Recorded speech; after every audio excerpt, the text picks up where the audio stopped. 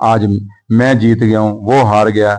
पिछली बार उसकी गड्डी निकल गई, इस बार मेरी गड्डी निकल गई। बस इतनी सी बात है और ज्यादा कुछ नहीं है। अच्छा, आप ये बताएं कितने चैलेंजेस आप देख रहे हो आने वाले समय में as a deputy chief minister, क्योंकि यूटी के अंदर आप यूटी में आप डिप्टी चीफ मिनिस्टर हो, तो एलजी के पास भी मोर पावर्स है। हो सकता आपके वादे, आपके मैनिफेस्टो जो नेशनल कॉन्फ्रेंस के स्टेटहुड पे वोट मांगा, इलेक्ट्रिसिटी 200 यूनिट्स, 1 लाख जॉब, तो इन वादों को क्या कितना टाइम लगेगा? आपने कहा था कि जब जम्मू कश्मीर की सरकार आए, जम्मू कश्मीर में नेशनल कॉन्फ्रेंस की सरकार आएगी तो पहले हम स्टेटहुड और इन 3 चीजों पे बात करेंगे। देखिए, हम नेशनल कॉन्फ्रेंस के मैनिफेस्टो को तो पढ़ते हैं, याद करते हैं, लेकिन आप बीजेपी के मैनिफेस्टो को क्यों नहीं पढ़ते?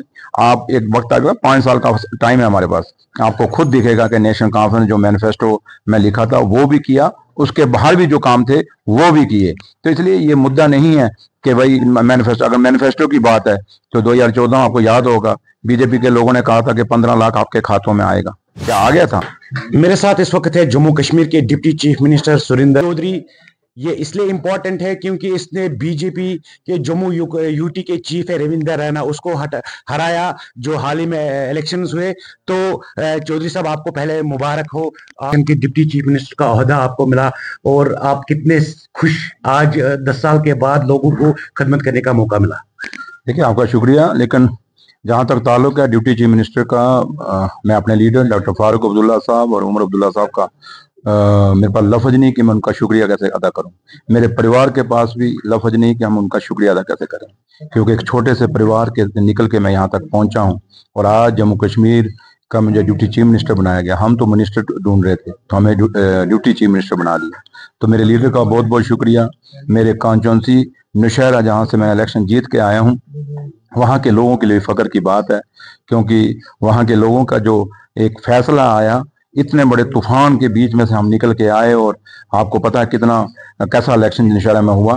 तो उन लोगों के लिए भी फख्र की बात है, चाहे वो मेरे बुजुर्ग हैं, मेरी माता हैं, मेरी बहनें, मेरे भाई जो नौशहरा कॉन्स्टिट्यूंसी के, जिन्होंने मेरा साथ दिया, मुझे अपना आशीर्वाद दिया, तो आज उनके लिए भी फख्र की बात है। और सबसे बड़ी बात, जम्मू में तो इससे पहले भी डिप्टी चीफ मिनिस्टर हुए हैं, लेकिन खित्ता पीर पंचाल में ये 75 साल की आज़ादी के बाद पहली दफ़ा नेशनल कॉन्फ्रेंस की लीडरशिप ने खित्ता पीर पंचाल में से एक डिप्टी चीफ मिनिस्टर बनाया है।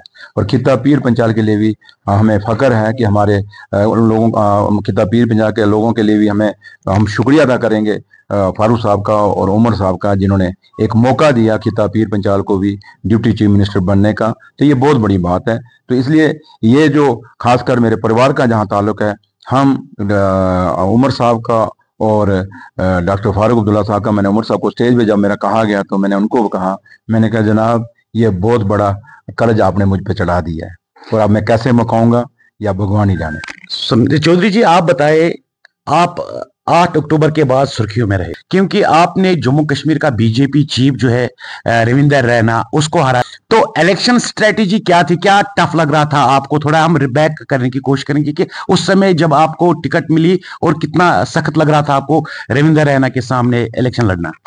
देखिए, वहां अगर फ्री एंड फेयर इलेक्शन होता तो कोई वहां सख्त नहीं था, लेकिन वहाँ फ्री एंड फेयर इलेक्शन नहीं हो रहा था। वहाँ पूरी एडमिनिस्ट्रेशन लगी हुई थी उसको जिताने के लिए, और कुछ 2 डायरेक्टर ऐसे थे जो बिल्कुल वहाँ बैठ गए थे, जो लोकल हैं। एक उधर बगला पंचायत से, मैं नाम क्या लूँ अब, और दूसरा जम्मू से नौशहरा उधर सुंदरवानी साइड का था, दोनों लगे थे और पूरे ऑफिसर लगे थे। लेकिन फिर भी चलो, ऑफिसरों ने अब क्या, किस प्रेशर में किया, कैसे किया, क्यों किया, अब ये इतिहास हो गया है। और आज अब इलेक्शन खत्म हो गया है। अब वो मेरा भाई है, पिछली बार वो जीत गया था, मैं हार गया था। आज मैं जीत गया हूँ, वो हार गया।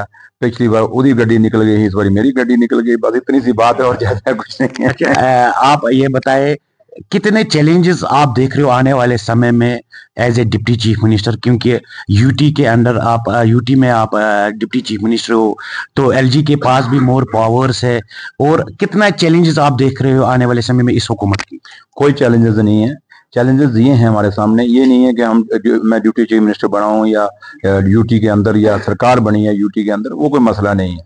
मसला ये है कि आज लोगों की मसले मसाइल बहुत हैं। इन 10 सालों के अंदर एडमिनिस्ट्रेशन जो है आम आदमी के साथ नहीं जुड़ सकी, ऑफिसर नहीं जुड़ सके। वो जो गैप बीच में आ गया इन 10 सालों में, उस गैप को बांटने की जरूरत है, उस गैप को भरने की जरूरत है। और ये सबसे बड़ा हमारे पास जो चैलेंजेस हैं वो ये हैं कि बेरोजगार बच्चों के रोजगार के लिए करना है। जो बिजली, पानी, स्कूल, सड़कों के मसले हैं, हॉस्पिटलों के मसले हैं, या तामीर और तरक्की के मसले हैं, इसलिए काफी सारे इश्यूज हैं जो लोगों से जुड़े हुए मसले हैं, हमारे लिए वो चैलेंजेस हैं। रही यूटी में सरकार बनी है तो वो हमारे लिए चैलेंज नहीं है। क्यों? कि Hindustan largest democracy in the world है और हम चुने हुए नुमाइंदे हैं, हम नॉमिनेटेड नहीं है, अपॉइंटेड नहीं है, हमें लोगों ने जिता के भेजा है। एक एक वोट से जीत के हम यहाँ बैठे हैं और सरकार बनाई है और हमारे चीफ मिनिस्टर उमर अब्दुल्ला साहब बने हैं। तो इसलिए ये मैटर नहीं करता, जब डेमोक्रेसी को आप चलाना है तो वो उतनी जितनी हमारी जिम्मेवारी है चलाने की, डेमोक्रेसी को जिंदा रखने की, उतनी एलजी साहब की जिम्मेवारी है। उतनी जिम्मेवारी जो है इस डेमोक्रेसी को जिंदा रखने की ऑनरेबल प्राइम मिनिस्टर की है, उतनी जिम्मेवारी जो है ऑनरेबल होम मिनिस्टर की है। इसलिए ये चैलेंज कुछ नहीं है, लेकिन हाँ ये हम चाहते हैं और इसमें हम सेंट्रल गवर्नमेंट को और खास करके ऑनरेबल होम मिनिस्टर साहब को याद कराना चाहेंगे कि आपने पार्लियामेंट के अंदर कहा था कि जम्मू कश्मीर के बच्चों की जमीन, जम्मू कश्मीर के लोगों की जमीनें और जम्मू कश्मीर के रोजगार बाहर के लोग नहीं लेंगे। हम उनको कहेंगे कि आप चुनी हुई सरकार यहाँ की है, अपना वो वादा पूरा करिए। उन्होंने एक वादा और किया था कि हम जल्दी से जल्दी यहाँ पे स्टेट देंगे। ये वादा उनका है, हमारा नहीं है, और हम उम्मीद करते हैं कि वो जल्दी से जल्दी हमें दोबारा भी स्टेट देंगे ताकि जम्मू कश्मीर स्टेट यहाँ वापस बन जाए और जम्मू कश्मीर के आम लोगों का भला हो सके। आपके वादे, आपके मैनिफेस्टो जो नेशनल कॉन्फ्रेंस के स्टेटहुड पे वोट मांगा, इलेक्ट्रिसिटी 200 यूनिट्स, 1 लाख जॉब, तो इन वादों को क्या कितना टाइम लगेगा? अब आपने कहा था कि जब जम्मू कश्मीर की सरकार आए, जम्मू कश्मीर में नेशनल कॉन्फ्रेंस की सरकार आएगी तो पहले हम स्टेटहुड और इन 3 चीजों पे बात करेंगे। हम नेशनल कॉन्फ्रेंस के मैनिफेस्टो को तो पढ़ते हैं, याद करते हैं, लेकिन आप बीजेपी के मैनिफेस्टो को क्यों नहीं पढ़ते? जब आप हमें ये सवाल पूछते हो कि भाई यूटी के अंदर आप क्या करोगे, अगर हम कुछ नहीं कर पाएंगे तो 29 एमएलए तो बीजेपी के भी जीते हुए हैं, फिर वो क्या कर लेंगे? क्योंकि वही तो कहते हैं कुछ पावरें नहीं है, तो उनको बताओ आप क्या कर लोगे? अगर यूटी में पावर ही नहीं तो उनको पूछो फिर आपने इलेक्शन क्यों लड़ा बीजेपी वालों? तो इसलिए बात ये नहीं है कि हमारे मैनिफेस्टो में, अगर मैनिफेस्टो की बात करते हैं, हमने जब नेशनल कॉन्फ्रेंस ने हमेशा जो कहा है वो करके दिखाया लीडरशिप ने, और आज भी जो लीडरशिप ने कहा है, जो मैनिफेस्टो निकाला है, वो करके दिखाएंगे। इसमें हम बार बार आपको वो जवाब देते हैं क्या करेंगे क्या करेंगे नहीं। आप एक वक्त आ गया, 5 साल का टाइम है हमारे पास, आपको खुद दिखेगा कि नेशनल कॉन्फ्रेंस जो मैनिफेस्टो में लिखा था वो भी किया, उसके बाहर भी जो काम थे वो भी किए। तो इसलिए ये मुद्दा नहीं है कि भाई मैनिफेस्टो, अगर मैनिफेस्टो की बात है तो 2014 आपको याद होगा बीजेपी के लोगों ने कहा था कि 15 लाख आपके खातों में आएगा, क्या आ गया था? तो इसलिए नेशनल कॉन्फ्रेंस जुमलों की सरकार नहीं है, नेशनल कॉन्फ्रेंस की लीडरशिप है, सच्चाई और इंसानियत पे चलती है। और आप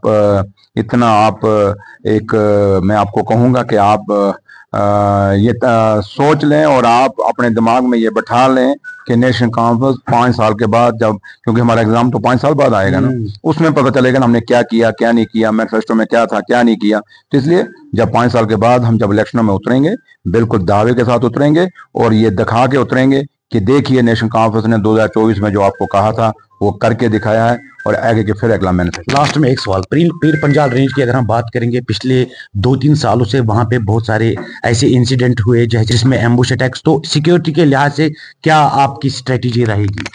मैंने कहा ना, ये तो पहला सवाल तो उनको पूछिए जो कहते हैं जम्मू कश्मीर में हालात ठीक हो गए। अगर हालात ठीक हो गए तो फिर खिता पीर पंजाल तो बिल्कुल शांत था। जब 2014 में सरकार छोड़ी थी नेशनल कॉन्फ्रेंस ने, तो फिर ये भी 10 साल में कहां से उग्रवाद वापस आ गया खिता पीर पंजाल के अंदर? तो ये खाली खिता पीर पंजाल के अंदर नहीं है, बाकी जगह भी वापस मिलिटेंसी आई।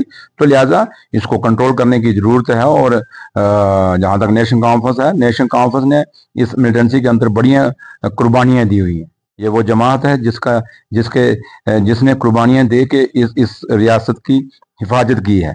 इसलिए आगे भी इस रियासत के लोगों की, इस रियासत की हम लोग हिफाजत करेंगे। मेरे लीडर डॉक्टर फारूक अब्दुल्ला और उमर अब्दुल्ला साहब इनकी हिफाजत करेंगे। इसलिए अभी आज तुमने ओथ ली है, अभी आगे देखिए होता है।